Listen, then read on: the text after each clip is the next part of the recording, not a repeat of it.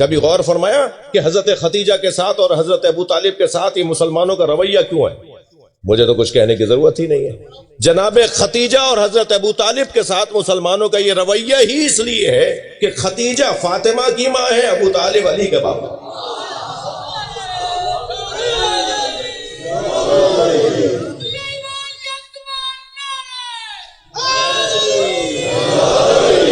پچیس سال سرکار کے ساتھ رہنے والی بی بی سرکار دو جہاں نے ان کے ہوتے ہوئے کسی زوجہ سے عقد نہیں کیا، ان کے ہوتے ہوئے کسی اور دوسری زوجہ ہی نہیں لی۔ فقہی طور پر میرے بچوں جوانوں، فقہی طور پر ایک وقت میں دو بہنوں کا سیدانیاں اگر ہیں، سید کے لیے بات کر رہا ہوں میں، غیر سید اور سیدانی کی شادی کی بحث نہیں چھیڑ رہا، سید ہی شوہر ہے اور سید ہی زوجہ ہے، سیدانی ہے، اگر ایک وقت میں دو بہنوں کو رکھ لے تو یہ شریعت منع کرتی ہے۔ کیوں؟ اولاد زہرا کا دل ٹوٹنے نہ پائے، کسی سیدانی کا دل ٹوٹنے نہ پائے۔ یعنی نبی مکرم، یاد ہے نا آپ کو، وما ينطق عن الهوى ان هو الا وحی یوحی، نبی مکرم کچھ نہیں بولتے مگر وحی کے مطابق بولتے ہیں، سرکار کچھ نہیں کرتے مگر وحی کے مطابق کرتے ہیں۔ تو یہ کیسے ممکن ہے کہ جناب خدیجہ کی زندگی میں اگر انہوں نے دوسرا عقد نہیں کیا تو یہ وحی کے مطابق نہیں تھا؟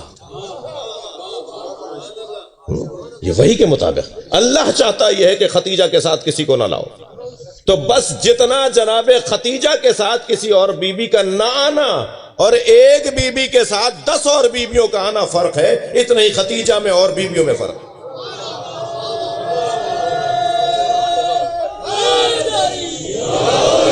ممکن ہے کوئی کہے صاحب یہ آپ تفریق کیوں کر رہے ہیں، یہ آپ باتیں کیوں کر رہے ہیں، ساری بیویاں بیویاں ہیں۔ تو اگر یہ بات کوئی وہ بندہ کرے کہ جو دیندار بھی ہو اور اسلامی تعلیمات سے آگاہ اور آشنا اور مطالعہ کرنے والا بھی ہو تو یہ اس سے تعجب ہے، اس لیے کہ خود سرکار دو جہاں نے چاہا ہے کہ خدیجہ کا تذکرہ زیادہ ہو۔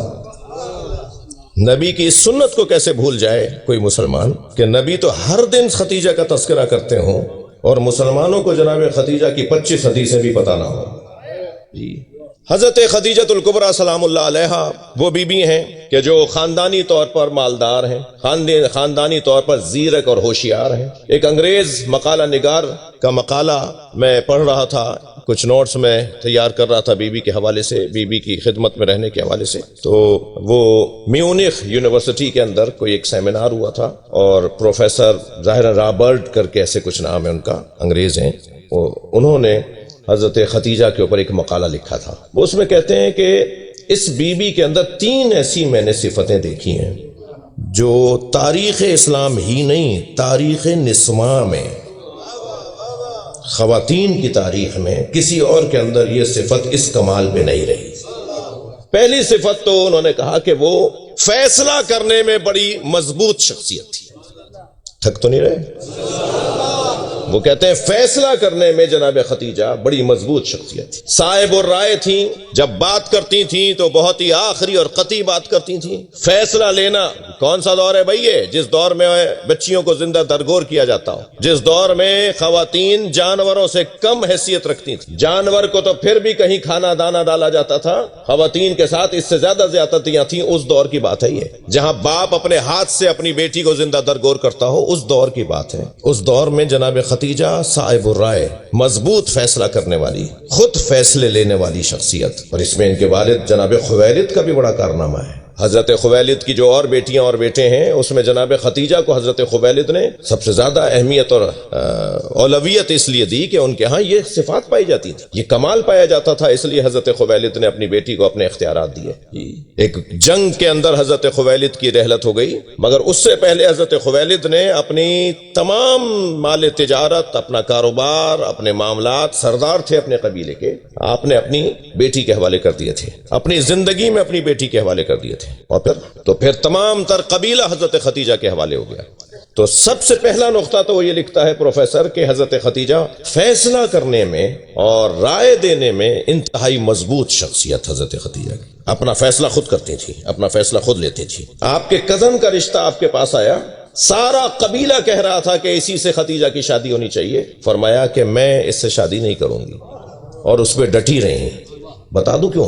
یہ تو بہت عجیب بات ہے جس کی طرف سردار صاحب نے توجہ دلائی کہ دو اعرابیوں سے حضرت خدیجہ نے شادی کر لی۔ میں آپ کو ایک جملہ کہوں، یہ جو واقعہ ہے، یہ جو دو شادیاں پہلے تھیں بی بی کی، اور بی بی کے ان سے 3 بیٹیاں تھیں، اور بی بی کے ان سے 1 بیٹا تھا، 4 بچے تھے ان 2 شوہروں سے، یہ جو قصہ ہے نا، یہ قصہ اسرائیلیات سے متعلق ہے، اسلامیات سے متعلق نہیں ہے۔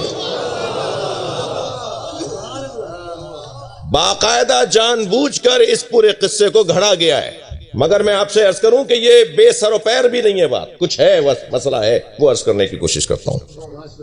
یہ نام جو ہیں حضرت رقیہ، حضرت ام کلثوم، حضرت زینب صلوات اللہ علیہما، صلوات اللہ علیہن، نبی مکرم سے منسوب 4 بیٹیوں میں بی بی فاطمہ، حضرت ام کلثوم، حضرت رقیہ، حضرت زینب، یعنی بی بی فاطمہ کی 3 اور بیٹیوں کا جو تذکرہ ہے، یہ بے سر و پے بھی بات نہیں ہے، کچھ ہے۔ وہ کیا ہے میں عرض کرنے کی کوشش کرتا ہوں۔ یہ جو 3 بیٹیاں ہیں یہ حضرت خدیجہ کی بیٹیاں نہیں ہیں، یہ حضرت خدیجہ کی بہن حضرت حالہ کی بیٹیاں ہیں۔ اور وہ جو مخزومی اور تمیمی قبیلے کے 2 شوہروں کا تذکرہ ہے، وہ حضرت خدیجہ کی شادیاں نہیں ہوئیں، ان کی بہن حضرت حالہ کی شادیاں ہوئی ہیں۔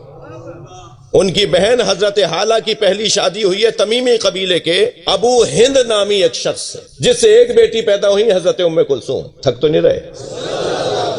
آپ کی توجہات مجھے مجبور کر رہی ہے کہ میں ترتیب کے ساتھ بات کروں، اور آپ سننا چاہ رہے ہیں، یہ میرے لیے یہ بہت کم ہوتا ہے، بڑے بڑے شہروں میں یہ ماحول نہیں ہے جو آپ نے بنایا ہے۔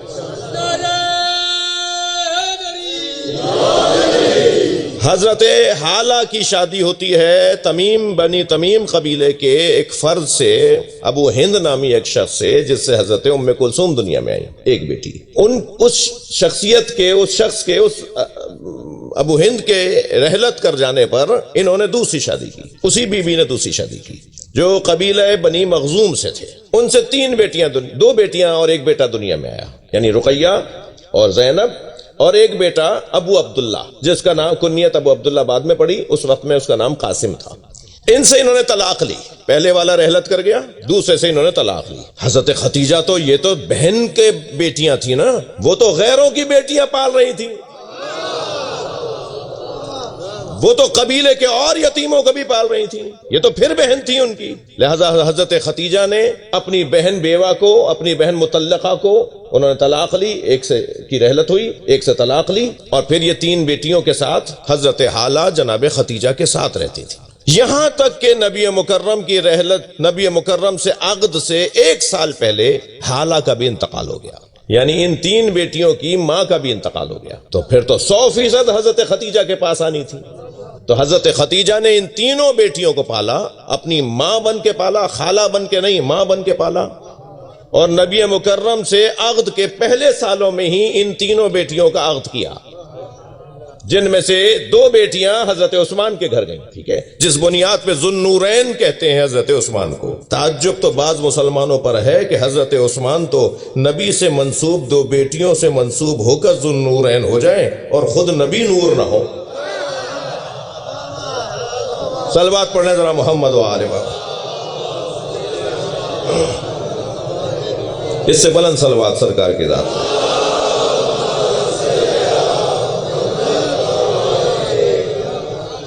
بات تھوڑی سی اور آگے جائے۔ حضرت خدیجہ نے ان 3 حضرت خدیجہ کے گھر سے ہی یہ 3 بیویاں رخصت ہوئیں، 3 بیٹیاں رخصت ہوئیں۔ پھر حضرت خدیجہ سے 2 بیٹے ہوئے اور 1 بیٹی جناب فاطمہ ہوئی۔ حضرت قاسم حضرت خدیجہ کی بیٹی بہن کے بیٹے، یہ ایک روایت، اور ایک روایت کے مطابق نہیں، حضرت قاسم حضرت حالہ کے بیٹے نہیں تھے، حضرت قاسم حضرت خدیجہ کے بیٹے تھے، جس کی بنیاد پر ابو القاسم جناب رسالت مآب کی کنیت ہے، ٹھیک ہے، انہی کا نام عبداللہ بھی ہے۔ لیکن طیب، طاہر حضرت خدیجہ سے نبی مکرم کے 2 بیٹے، طیب، طاہر، اور بے روایت حضرت قاسم بھی، یعنی اس طرح سے 3 بیٹے اور 1 بیٹی جناب زہرا۔ صرف 1 بیٹے حضرت ماریہ قبطیہ سے ہوئے نبی کے، وہ ہیں حضرت ابراہیم علیہ السلام، جو 3 بیٹے یا کہہ لیے 4 بیٹے یہ نبی مکرم کی زندگی میں ہی رحلت فرما گئے۔ اللہ کر رہا ہے یہ سارا کام، فاطمہ کے لیے رہے، فاطمہ کی عظمت کے ساتھ کسی اور کی عظمت کا تذکرہ نہ ہو. صلوات پڑھ لیں محمد و آل محمد. اس سے بلند صلوات پڑھ لیجیے.